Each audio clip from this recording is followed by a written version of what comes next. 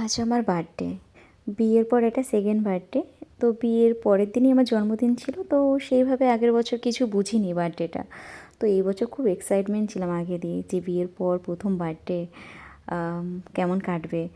তো আমি ভেবেছিলাম বর আমাকে রাতে উইশ করবে একটুখানি, বাট ও আমাকে এত বড় সারপ্রাইজ দেবে, বৌদি, বর, কাকি, ভাই, বোন সবাই মিলে, যেটা আমি কল্পনা করতে পারিনি। ভীষণ খুশি হয়েছি। তো রাত 12টায় এসে সবাই মিলে সারপ্রাইজ দিয়েছে, খুব ভালো লেগেছে। তো কেক কাটার পর সবাই মিলে একটা গ্রুপ সেলফি নিয়ে নিয়েছি। ভীষণ খুশি হয়েছি, বিশ্বাস করো, আমি ভীষণ মানে ভীষণ।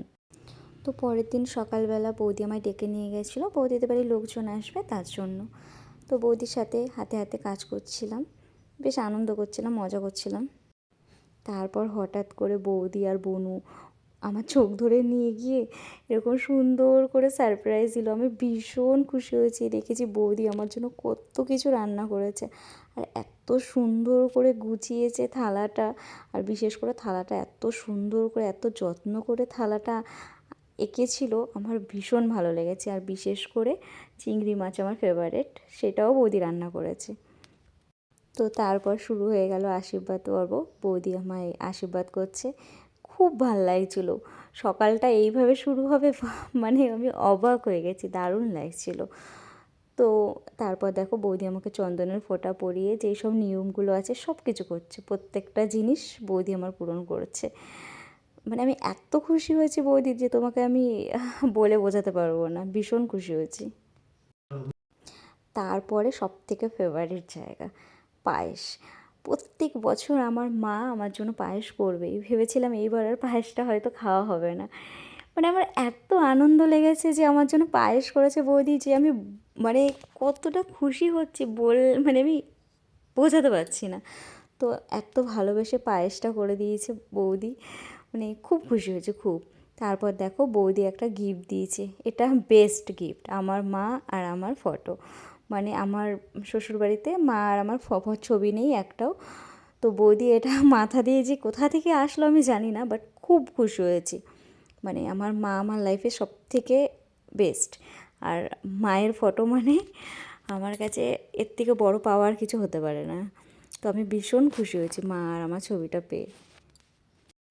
আমি ভেবেছিলাম, যখন ফটোটা খুলছিলাম ভেবেছিলাম আমার বর আমার হবে, তো দেখছি না, এটা মায়ের ফটো। তো খুব ভালো লাগছে। তারপর চলে আসলাম খাবারে। তো বৌদি কত যত্ন করে, কত ভালোবেসে আমার জন্য রান্না করেছে। তো আমি খাচ্ছি আর বলছি, বৌদি এটা ভালো হয়েছে, এটা সুন্দর হয়েছে। আর বৌদির হাতের রান্নাগুলো অসাম, মানে প্রত্যেকটা রান্না এত সুন্দর করে, এত সুন্দর করে, মানে কী বলবো। আর আমার চিংড়ি মাছটা ফেভারিট বলে আমি আগে চিংড়ি মাছটাই খেলাম। তো বৌদি প্রত্যেকটা রান্না খুব সুন্দর হয়েছে, থালাটা খুব সুন্দর করে সাজিয়েছো। তারপর চলে আসলো আমার বাচ্চা গ্রুপগুলো। ওরা আমাকে ভীষণ ভালোবাসে। আমার বিয়ের পর প্রথম যদি আমাকে কেউ ভালোবেসে থাকে তো এই বাচ্চাগুলো। মানে ওদের সাথে আমি, মানে কী বলবো, ওরা আমার সবথেকে ভালো বন্ধু।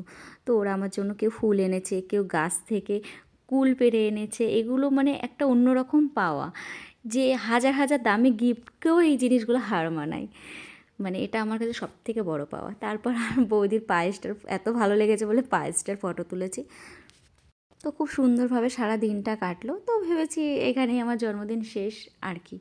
ও বাবা, তারপরে দেখি যে আমার শ্বশুরমশাই আমার জন্য কেক নিয়ে এসেছে, আমার বাবা কেক নিয়ে এসেছে। আমি ভীষণ খুশি হয়েছি যে ওই মানুষটা আমার জন্য কেক নিয়ে এসেছে।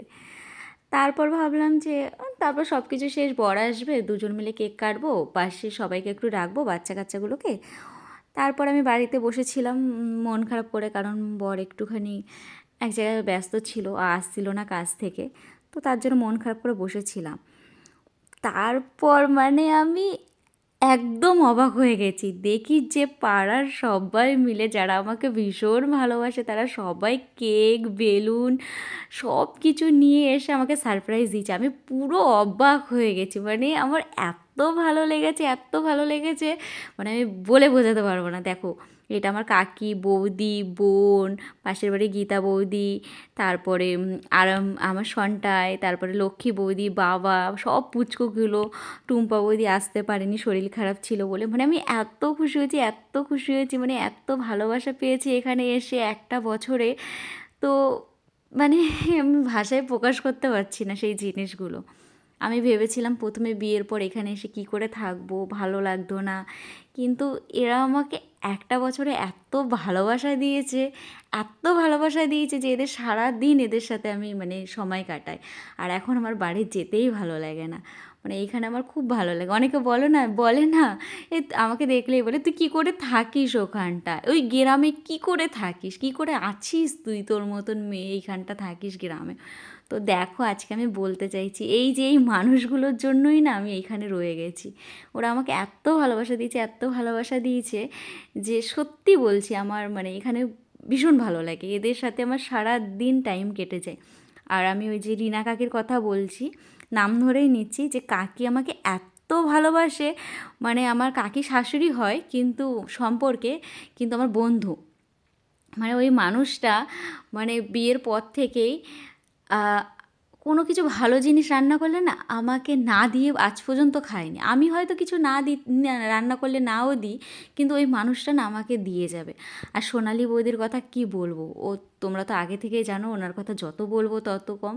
পাশের বাড়ি গীতা বৌদি, তারপর সন্টায়ের মা, তার টুম্পা বৌদি, এরা আমাকে ভীষণ ভালোবাসে। পাশের বাড়ি কাকি আছে, জেঠি আছে, আরও অনেকে আছে।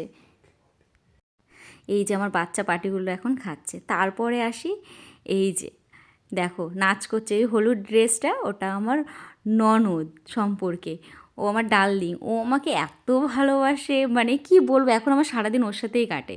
মানে ওকে ছাড়া জাস্ট আমি ভাবতেই পারি না একটা মুহূর্তের জন্য। মানে আমাকে এত ভালোবাসে এই মেয়েটাকে আমি এত ভালোবাসি, কারণ আমাকে যদি কেউ কিছু বলে না, ও শুনে আসে না, তাকে শুনিয়ে আসে। এই জিনিসটা আমার বেশ ভালোবাসে। ওর বৌদির নামে যেন কেউ কিছু না বলতে পারে, অন্তত ওর সামনে। ও আমাকে এতটাই ভালোবাসে, এর জন্য আরও ওকে আমার বেশি ভালোবাসে। আর ডার্লিং আমার জন্য নিজের টাকা জমিয়ে সেই টাকা দিয়ে আমার জন্য গোলাপ এনেছে। আর দেখেছো যেই রেড ভেলভেট কেকটা আছে, ও আমার জন্য এনেছে। আমি ভীষণ খুশি হয়েছি, ভীষণ ভীষণ। আর এই যে পিঙ্ক কালারের ড্রেসটা পরে আছে দেখেছো, নাচছে।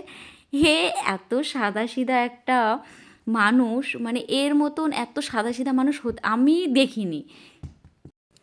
ওকে আমার খুব ভাল লাগে, ওকে আমি ভীষণ ভালোবাসি। ও বিয়ের পর থেকেই আমাকে ভীষণ ভালোবাসে, সব সময় কী আছো, কেমন আছো, আমরা সবাই আছি, সব কিছু বলতো।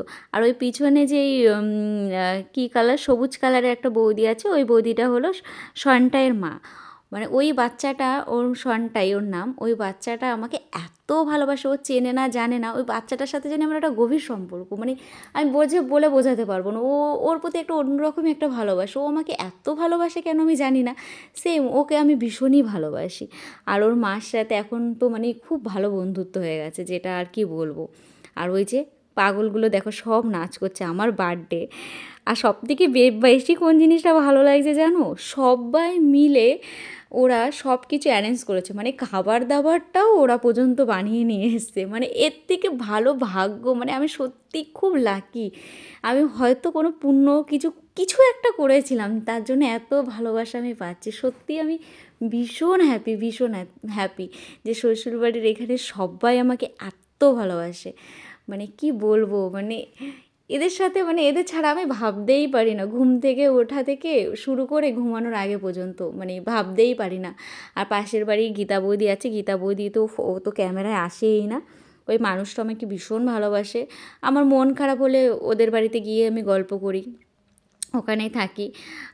বৌদির মেয়ে আছে, ও সোনা ওর নাম, ও আমাকে ভীষণ ভালোবাসে, ওকেও আমি ভীষণ ভালোবাসি। ও একটু চুপচাপ টাইপের, আমার কিন্তু এই যে হলুদ ড্রেস পরা একটু বেশি একটু ছটপট, কিন্তু ও ভালো, দুজনেই ভালো, এত ভালোবাসে কি বলবো আর। তো এর মাঝখানে খুব আমার বরকে ভীষণ মিস করছিলাম, ভীষণ। ও একটা কাজের মধ্যে ব্যস্ত ছিল, তো এমনই কাজ যেটা কিছু বলার নেই ওকে, নাহলে ও এখানে থাকতো। তো ওকে ভীষণ মিস করছিলাম সবার মাঝখানেও। তো আর ওই যে আর পাশে যেটা আছে, ওই যে পিঙ্ক তোমার আকাশি কালারের যে ড্রেস পরা রয়েছে, ওইটা হলো সোনা। ও একটু লাজুক, কিন্তু ওর সাথে আমার খুব ভালো বন্ধুত্ব। আর পাশে যে হোয়াইট কালারের ড্রেস আছে, ওইটা পায়েল। ওর সাথে একটুখানি, ও খুব কম আসে, যেইটুখানি আসে ওর সাথে খুব ভালো সম্পর্ক। ওর মেয়েটাকে খুব ভালো লাগে, ওই পুচকু পুচকু সবগুলো আসে, তো ওদের সাথেই সারাদিন আড্ডা হয়। ওর মেয়েটা এইটুখানি, সায়ন, ওর নাম সায়ন ডাকি, সায়ন্তিকা নাম। তো সবাই মানে খুব ভালোবাসে, সবাই ভীষণ মজা করি, আনন্দ করি।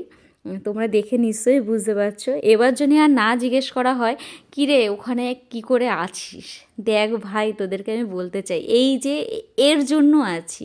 কতটা ভাগ্য বলতো, কতটা মানে ভালো লাগা যে আমার বার্থডে পাড়ার সবাই, শ্বশুরবাড়ি যেখানে আমি একটা বছর এখনও হয়নি, সবাই মিলে এরকমভাবে সারপ্রাইজ দিয়েছে, তার মধ্যে রান্না করে এনে মানে সবাই এসেছে, রান্না করে নিজেরাই এনেছে, কেক কেটেছে, মজা করেছে, আনন্দ করেছে।